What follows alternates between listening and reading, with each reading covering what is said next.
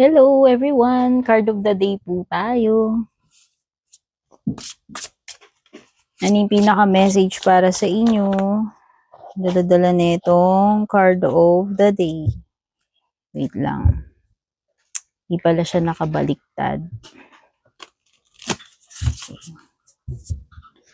Kuha tayo. Card of the day. Guidance or message for you.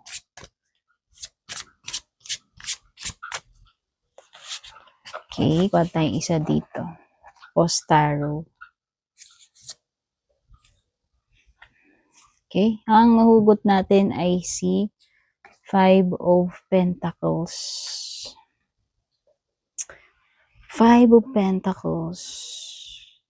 Itong card na to represents earth sign, earth energy, earth sign, Taurus, Virgo, or Capricorn.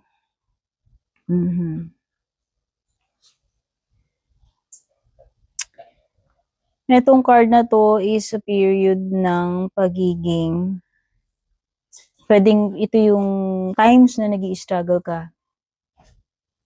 Ito yung time na pwedeng nagkakaproblema ka sa sa pera, nagkakaproblema ka sa sitwasyon mo, pwedeng ka parang mag-isa ka lang pagdating sa itong pakikibaka mo dito sa problema mo. Kasi ito yung card ng pagiging alone eh. Left out in the cold nga daw, sabi nila dyan. Okay, kung ito ay connection, pwedeng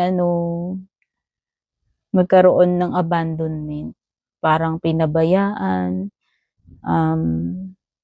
hindi pinansin, na-reject. Ito yung mga times na nahihirapan ka, nagsasuffer ka alone, tapos walang tumutulong sa iyo. Kung job to, mahihirapan kang makahanap ng job, pwedeng hindi ka matanggap, hindi ka makapasa sa interview, or mahirapan kang maghanap ng job na papasukan mo. Pagdating sa pera, ganun din. Pwedeng hirap. Pwede kung negosyo, matumal. Mahina yung sales, matumal yung negosyo.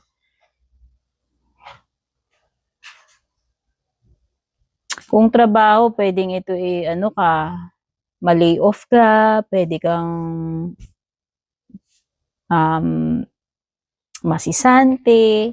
Kung relationship, pwede namang abandonment, iniwan ka sa ere, ginost ka, left you for someone else, ayan, kung meron mang kung nag-flirt man sa iba, nangaliwa. Minabayaan ka, parang forsaken, outcast, rejected, isolated, ganun yung energy nito. Okay? Sorry naman, pero hindi lahat ng readings ay palaging maganda. No? Maging realistic tayo. Ang buhay natin, hindi lang naman always about happiness, success, rainbows, and sunshines. Dumarating din talaga yung mga ganitong times na mahirap. Kung may mga magaganda nangyayari, of course, meron ding hindi maganda. So, keep that in mind na yung mga messages na nahuhugot ko sa readings ko ay wala akong idea kung anong mahuhugot. Random. Kaya yung mga tao na, halimbawa, hindi kayo makaintindi ng mga ganung bagay. So, yun yung explanation doon. Actually, hindi ko na need i-explain. Alam ko maraming nakakaintindi at malawak ang pangunawa. So, yun lang. Kunin nyo lang ano yung magandang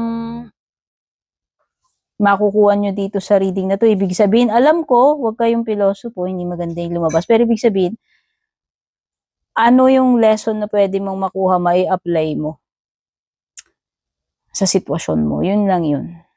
Okay? Godspeed, babush.